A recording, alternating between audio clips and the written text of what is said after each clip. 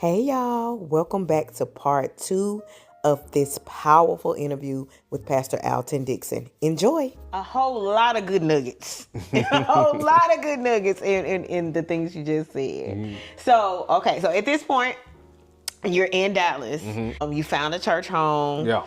And so how did you get to pastoring the hot church? How do we get to that place? So I'm there at St. John, stayed there a few years, was on part-time staff there, over the singles, just helping all kind of different areas. Was my pastor armor bearer at the time, left there, went to Pastor King's church, which was Johnson Chapel at the time, now DC3, and served under him.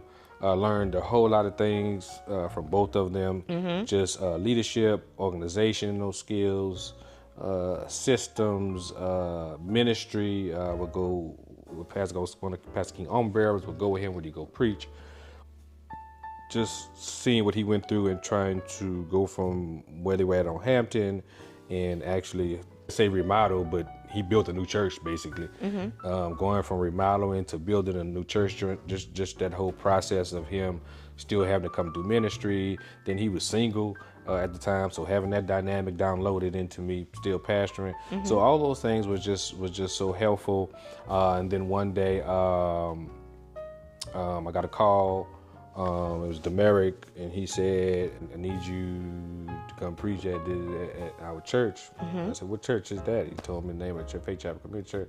He said, "My dad passed away last year. We're looking for a pastor, but we need somebody to come preach." I said, "Where you get my name from?" He said, "LD Dabney." LD Dabney used to be one of the administrators at Pastor King Church, and hired Pastor King to come into the church. So he was friends with that church.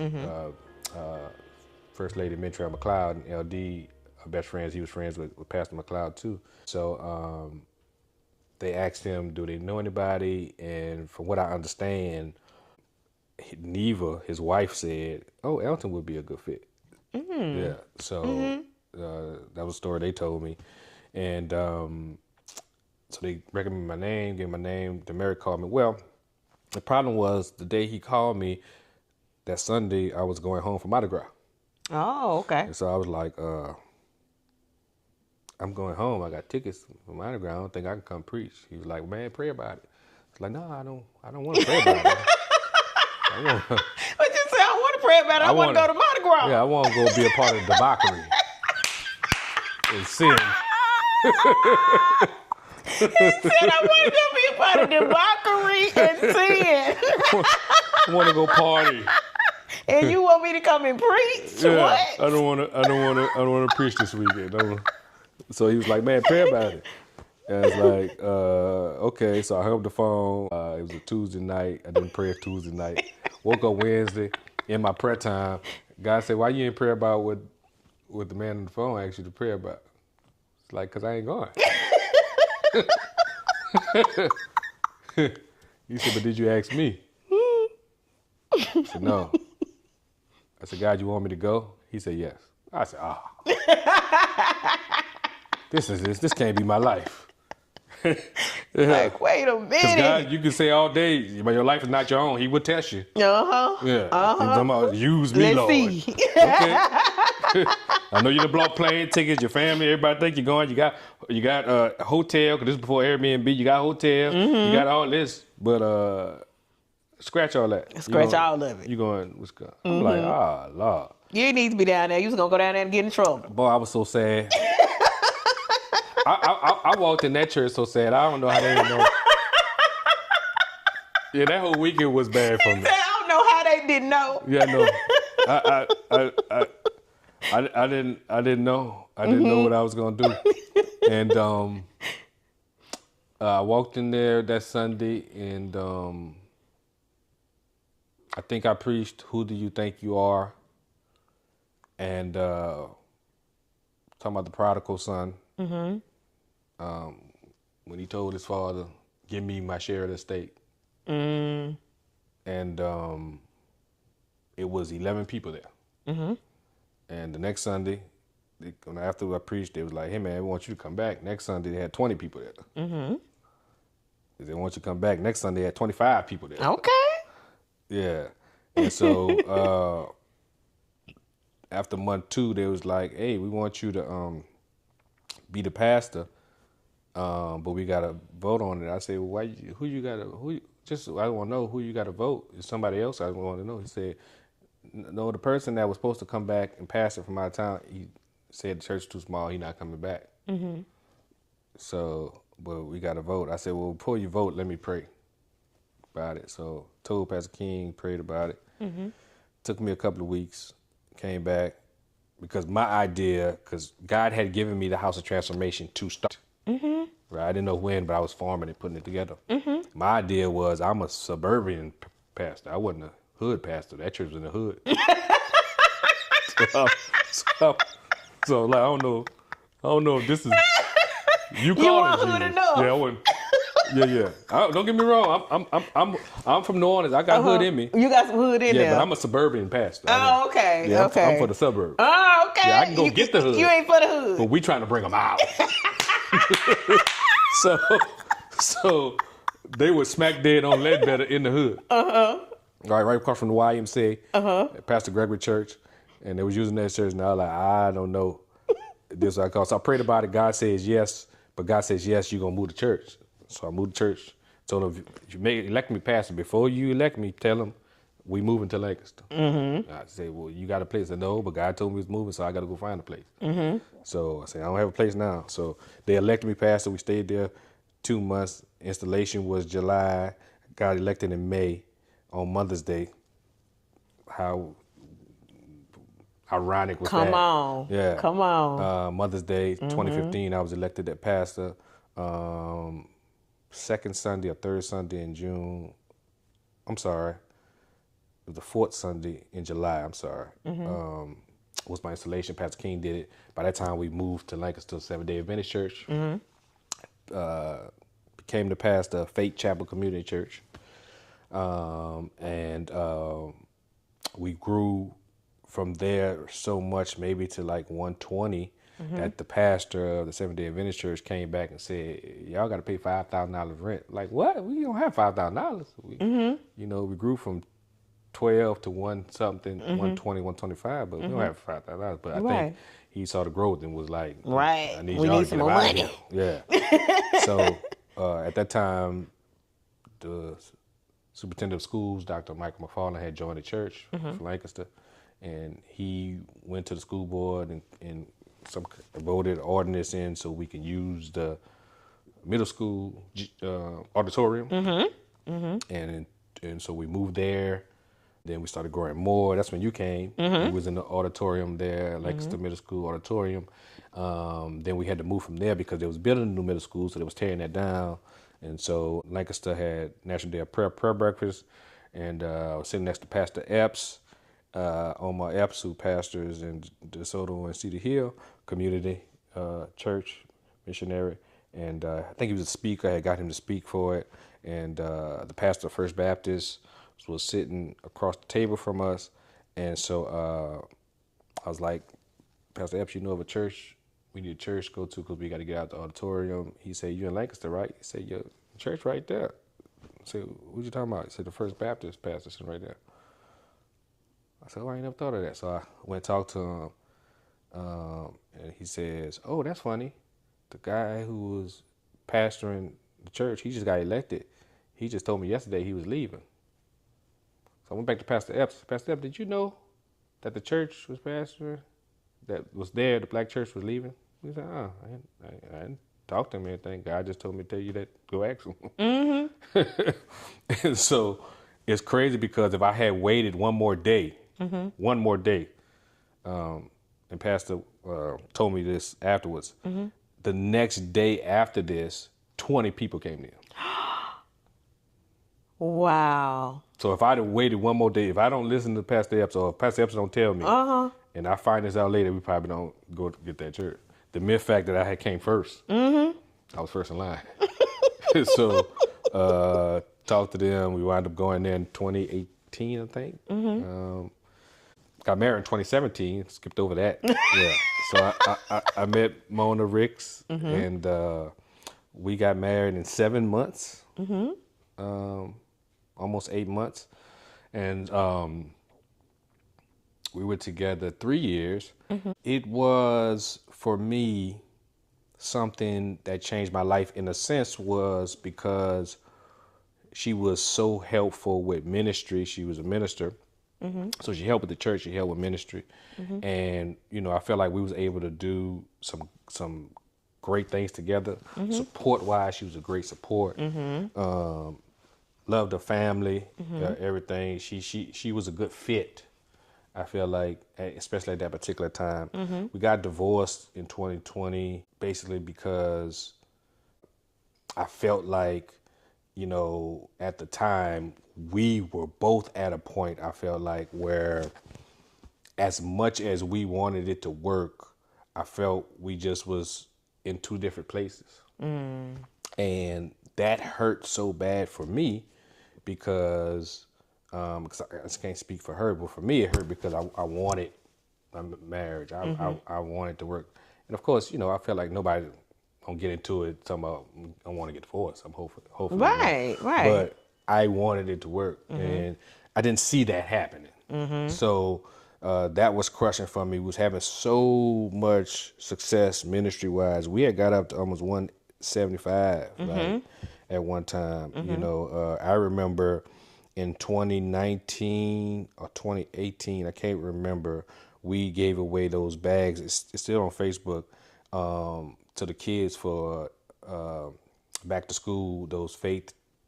Were you there when we had those faith drawstring bags? I don't remember. So we gave away those bags. It was 76 kids, and all those kids went to the church. It's on Facebook. You can count it. You can see the count. All those kids went to the church. We had 76 kids at the church, so we was growing. Right. We were exploding. Yeah. 2019 was a tough year for us. That's when Shelvin was shot. His brother was killed. I got sick at the end of 2019. Christmas went into 2020. So all that happened and then wound up getting divorced. I almost died in the hospital. The nurse gave me too much medicine. It was a new nurse. Almost overdosed. They had to call the ER team in to bring me back to life, give me Narcan, and they had to pump me, all that stuff to bring me back to life. I was under. I didn't wake up to. That happened on a Saturday. I didn't wake up till Sunday night. So they was just monitoring me, see if I was gonna wake up. During that time, while I was under, I just was dreaming the whole time. I didn't have any life or death experiences. Like I saw a light, but I was dreaming back to back. I can remember having dreams of my mom, my dreams of just dreams, a plethora of dreams. And then I just remember waking up. But when I woke up, I thought it was like 5 minutes later. I didn't know it was like 24 hours, right? Because I woke up and the room was dark, and my ex-wife was in there, my brother was in there, I think my daughter was in there. When I woke up, they called the doctors. And I was like, what y'all calling the doctors for? It's been only a couple of minutes. Like, no. You was out over 24 hours. Yeah, because it happened. I never forget, it was LSU, the undefeated seasons, and they was playing Saturday. The game had just came on at like 5 or 6 when that happened. And I didn't wake up till almost 12 midnight that Sunday. It was Saturday, so it was over 24 hours. Yeah. So they was praying at church and all that stuff. So I didn't know I was out that long. Literally I thought it was 5 minutes. So coming out of that, God healing me, I had to get, I had gallstones in my liver tract. So I had to have 3 surgeries in 6 days. That was rough. But God coming out of that, and say going into divorce, COVID, all happened at the same time. All of that. It was a perfect storm. Yes. So let me ask you this question, because I'm listening. Like I said, once again, you just naming off all the things, right? And so within that year or a little over a year's time, I remember the situation where Shelvin was shot. Shelvin is he's your assistant pastor now, right? Yeah, he's assistant pastor. Pastor at the church. So he was shot by another member of the church, correct? Who was his brother-in-law. And so this was a situation with someone, I think, that was struggling with mental illness, correct? Yes. Right. So this situation went on. You became ill at one time. You going through certain things in your marriage at that time. And when all of these things are happening, you're still pastoring, right? So how are you caring for yourself at this time? Are you talking to anyone? Like, what's going on with you emotionally and mentally at this time? No, at that time, it was a blur. No, I wasn't talking to anyone. I didn't start getting counseling until after my divorce. Well, actually during my divorce, but also afterwards, I continued my counseling. But before that was a blur. I was just doing ministry, and I was not taking care of me. I was taking care of everybody else. And the one thing I regret about that season of my life is because I wasn't taking care of me, with all the wins we were having, I couldn't enjoy them. And so it really bothered me that I didn't get to enjoy those wins. You know, and no matter how small or big they were, I just, because I wasn't taking care of me. I was just worried about everybody else. So no, to answer your question, I really felt like I really knew I wasn't. I really feel like too, that's why a lot of those things were happening, because they were tremors to the future earthquake. Wow. That was coming. And I feel like God always gives us signs. And so I wasn't paying attention, even though I knew they were tremors. I just was trying to ignore them. Yeah. But no, that's the one thing I feel like I regret, not taking my great care of myself during that time, like I felt like I should have been. And, you know, I think afterwards, you know, getting a divorce, being able to grieve, being able to go through those things, still, you know, got counseling. The one thing I love about me right now is I am in such a great place, mentally, emotionally, spiritually, probably than I ever been in my entire life, when you talk about all of them. And it's because of what I went through. It's because of looking back at those things and learning from them, not just being mad about it, not blaming people, not having bitterness in your heart for who messed over you or didn't do what you wanted to do, but actually learning from it. What could you have done better? What you weren't doing for you? Looking in the mirror and trying to become better, but doing the steps to become better. And so, you know, over these past 5 years, I have really been on me mode. You know, I'm at a great place now where I know, okay, I'm ready. Like, So these next 5, 10 years is going to be amazing. Yeah. Yeah, I really feel like that. Yeah. We're going to talk about the future in just a minute, because I'm going to ask you about it. Yeah. But what would you say, just, you know, piggybacking off what you just said, what would you say to pastors who, like you said, these last 5 years or so, you've been in me mode? Because there's so many pastors that would probably never even say that, because they feel that that's being selfish, or they feel that, you know, I'm supposed to be about the people. I'm always supposed to be in servanthood mode. Yeah. So what would you say to those pastors? I would say that you can't effectively bring people to a place of peace you've never been to. Oof. And prosperity is great. We all need promotions. Protection is something, if you don't have it, at this time you sick. But let me tell you something about peace. You can't pay for that. You can't pay for it. And the whole scripture, Paul being content, is not. I felt like dissected enough with pastors. The whole contentment part, piece of the scripture, what he was saying, the context of what he was saying, it's not just about, okay, I'm content where I'm at. It's about having peace where I'm at. It's about with loving who you are. It's about you accepting your flaws, willing to work on your flaws, and loving other people's flaws.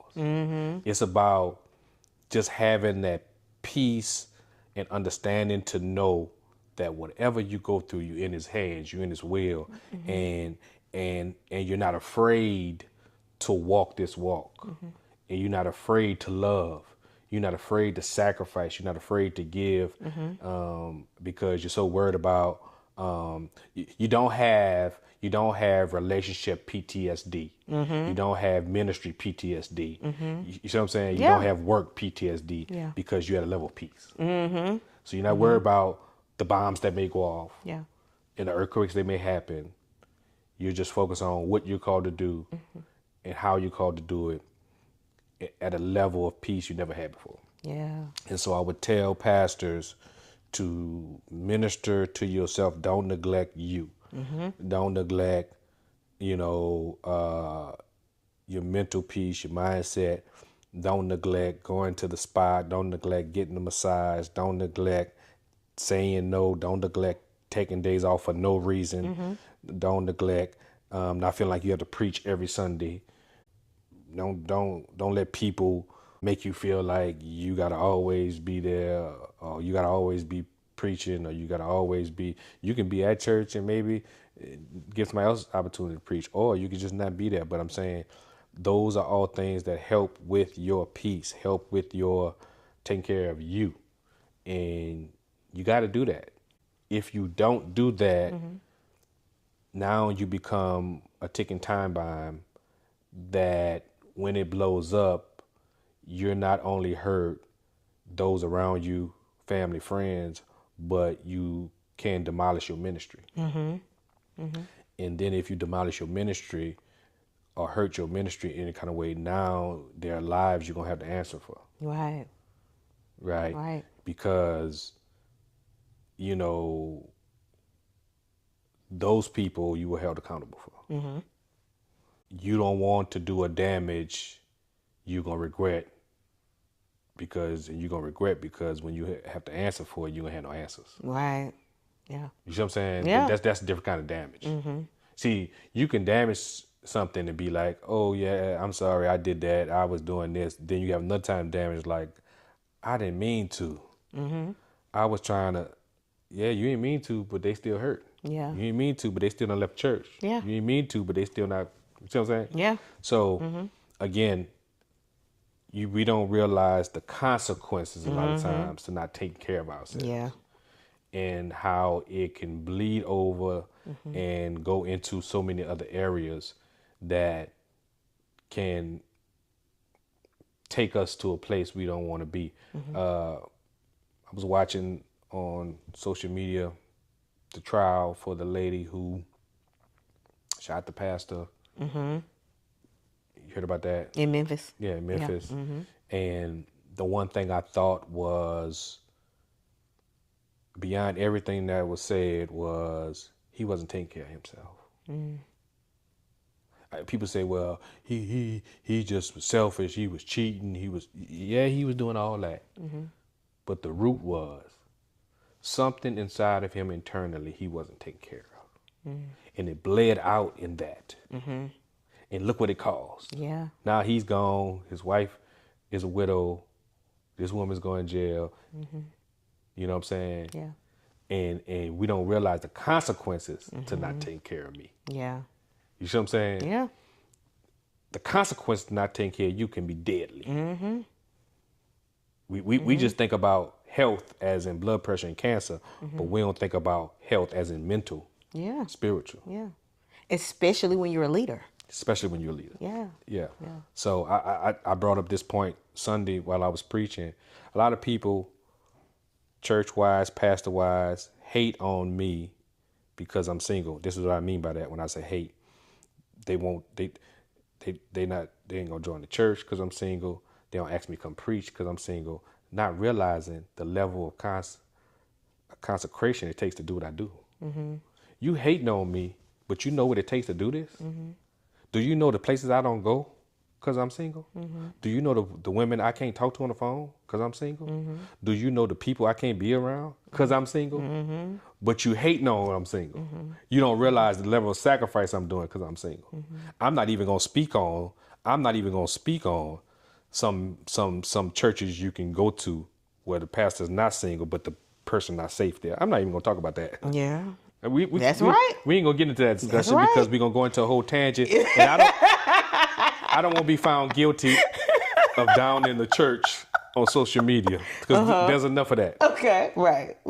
But if we talked about that, the one thing I can say, I ain't gonna speak on no other church, but what I can say is your woman's safe in my church. Your man's safe in my church because those women ain't trying to get on your man. Yeah. What I'm saying, there's safety at my church. As single as you want to place me, it's safe here. So speaking of which, that just made me think of something. So, you talked earlier about your marriage and then your divorce. And sometimes I know that there can be a stigma as it relates to that in pastors. Very much so. What's been your experience with that? It's a huge stigma. It's a huge stigma from church people, from pastors. You wouldn't believe the stigma it is. I'm really thinking about writing a book about it. Because what disturbs me about it is, first of all, biblically, we see people who are single that did ministry. Paul. Right. We're not even gonna quote him all the time. You can't hardly quote the Bible without quoting Paul. I didn't even go to Jesus. Because people won't go to Jesus because they say, well, you ain't Jesus. Okay, I ain't Jesus. Right. What about Paul? Right. Yeah. Right. We see scriptures where he wrote 2/3 of the Bible. Right. So first of all, that tells you how much Bible you want to preach and teach but don't believe. Also tells you how biblically illiterate we really are. That's number one. But it also tells you how much we put tradition over Bible. Yeah. Because tradition says you got to be married. You got to be married. Tradition is you can't and you don't have a wife. When sometimes the wife is the reason why people leave the church. But we ain't gonna talk about that. Let's talk about that. Why the wife so mean and rude? So you rather me get a rude wife than not have a wife? Let's say that, okay? But that's another topic for another day. But it's such a stigma. I can't tell you how much my itinerary has gone down since I've been divorced. Wow. Because it's a stigma. In 2025. Yes, it's sad. Unless you're a big name, no, it's a stigma with it. They don't say it. It's an unwritten, untalked about thing. But I feel it. Yeah. And I know, and I can tell. Yeah. And so I think you should write about it. No, I'm telling you, I'm trying to formulate how I'm gonna do it. I think it's ignorant. I think it's idiotic. I think it's unintelligent, and I think it's unspiritual. I think that what happens, and I said this Sunday, when you put a stigma on somebody, what you say is what you would do if you were in their shoes. What you telling me is, if you was me, you would be hitting every woman you see. What you telling me, if you was me, you would be unholy. That's what you're trying to put on me. Yeah. But like I told them at church, look at your neighbor and say, I'm not you. Yeah, you can't place that on me. I'm not you. Yeah, I'm not. You can't make me who you want me to be or who you think I should be. I am who I am. And so while I am not perfect, I am respectful.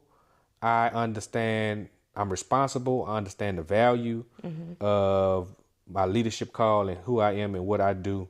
And so I understand what that takes and what the sacrifice, and you're not going to demean my sacrifice just based on my relationship title and status. Yeah. No, you're not gonna do that. I do too much sacrifice for that. Right. You see what I'm saying? So you know, what's gonna happen is when I get married again, you know, then it's gonna be different, and you know, I'm gonna speak out on it. I am because it needs to be spoken out about. Yeah. And I can say this. Now, I was there for a couple of years. I never saw anything inappropriate. I've never seen you carry yourself in any way inappropriately. Yeah. I've never heard anything that sounded inappropriate. Yeah, because in the years that I've known you. Because that's just not who I am. Yeah. I'm just not that person. I'm not going to be. I feel like that's disrespectful to God. I feel like disrespectful to people. And the problem I have, I was just saying this the other day, the problem I have is when you're single, they think one or two things. Either you're gay or you're a homemonger. You can't never be not one of those things. What if you just upstanding single man? Right. What if I'm not That's neither one of those things? Yeah. Why I gotta be gay or I'm a homemonger? Why can't I be it? I just love God and I'm trying to do what's right. And I'm trying to do what's That's right. it. Yeah. That's all it is. There ain't nothing difficult. It's real easy. Yeah. So, but like you said, it's projection. They're projection. Projecting on you what they feel like they couldn't do. And right? and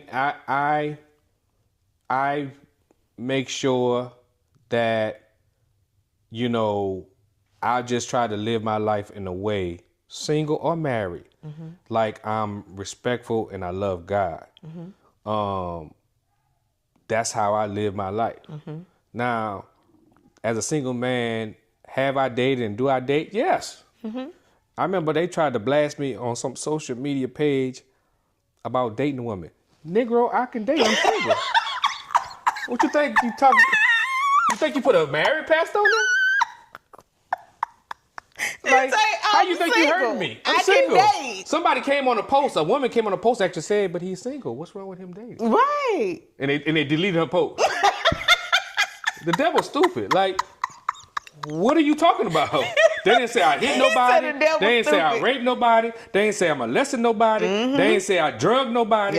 They didn't say I cheated on nobody. They didn't say I had 3 women out. Even if I wanted to, I could date 3 women, but they didn't even say that. They say I was talking to a woman and I stopped talking to her. So what? That's news for you? I'm single. If I want to go date a woman every day of the week, if I want to, I can. Date don't mean sex too. Right. It don't mean that. Yeah, just because you go to dinner with somebody don't mean you're sleeping with them. Right. Right? So I'm saying it's silly out here. It is. It's really silly out here. It is. And it's unrealistic expectations. Yeah, no, it is. Very unrealistic expectations. It is. Yeah. It really is unrealistic expectations. And so, you know, but the good news is I'm at a place now where I'm ready for marriage again. Like I said, these years have been great for me. And I feel relieved and, you know, I really feel like it's going to be better. You know what I'm saying? And it's already better, really, really and truly. So it took me a few years to get out of that funk. I feel like spiritually I couldn't see in front of me because the tears were too much for me. Right? So I feel like God wiped my tears. Yeah. And allowed me to see a clear road now. Awesome. Yeah. That's great. So I'm so happy to hear that for you, though, that you're at a place now where you feel like you've gone through the healing, you've gone through the grief, you've gone through that. So with that being said, what does the future look like for Pastor Alton Dixon? And how is God speaking in that? What is God showing you about the future? So the future is great, man. God is showing me just so many different things. A revival is coming to this nation. I really feel it, see it, and I dreamt about it. And so I'm excited about that. Young people are going to be coming back to God. And so just maneuvering church in this new time where I believe the big buildings won't be no more. It'll be more community church. So how do we go from that church like we do now to community church where we got to bring our stuff together and help people and have more food banks and more mental awareness counseling in our churches and becoming hubs and not just churches. Wow. So that whole dynamic, been planning that, writing that down. I hope y'all picking up what he putting down. Yeah. Because he's really speaking prophetically right now. Yeah, no. Of what we're coming into. Yeah. Those are the next season of what churches look like and how, how it's been with all these just preaching and people going. That's all about the end and how we going into this whole, just place and season of that Acts church where we come together and be the community and actually be hubs, be churches and bring our stuff together and minister to people and help people and the key to surviving any famine is worshiping God, giving to God, serving God, and also coming together as family units and having unity in God, unity and community in God. And so I think that's going to be key even over these next couple of years with the recession that we're already in, that they're not saying, but also just having that mind frame as a church family. How do we pool our resources together to make a joint effort to help us and help the community is going to be key to us surviving, thriving, and growing, moving forward. Yeah. That is great. That's awesome. Well, I thank you so much for being with me today. No, this was great. This was great conversation. This was great. Great conversation. Probably starting 2026 on my TikTok, Alton Dixon 3, ALTONDIXON 3. Of course, Alton Dixon on Facebook. House, is that an underscore transformation is on Instagram. I'm going to start giving out daily words. I'm going to call them video vitamins. And so video vitamins, I like it. We're going to start doing some video vitamins in 2026. Of course, I don't know about podcasts, but I am going to have some conversations with some people as well. So please look forward to that. thehotchurch.org is our website. Sundays at 9:30. 3350 North Highway 77 there in Waxahachie, Texas. Yes. I'm telling you, you need to come and be a part of that as well. What God is doing at the church. We just ordained a few weeks ago 2 new women elders to become assistant pastors at the church. So to give more women leadership in the church, to have more balance. So it's not just male dominant, but we got women as well. So because women are important and we ought to be putting them in front more, bringing them to the table, listening to the decisions, allowing them to make certain decisions. And so that's a part of this next season, what I'm going to be doing, trying to uplift women and bringing them to the forefront. I want to do more of that. I feel like that's a part of my domestic violence ministry that I have. I Love Lucy Ministries as well.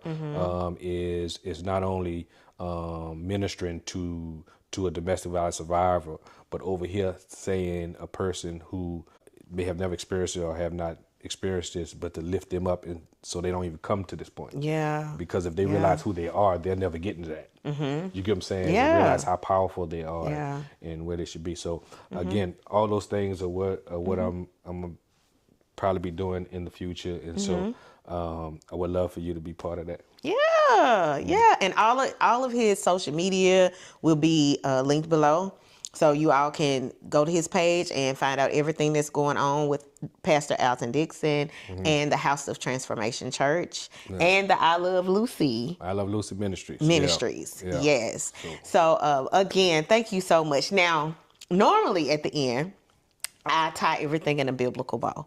But there's no way I'm doing that when I got a pastor in the house, okay? So, so if there's one scripture that stands out to you as you think about your story, as you think about your journey, what would that scripture be, and how do you relate to it?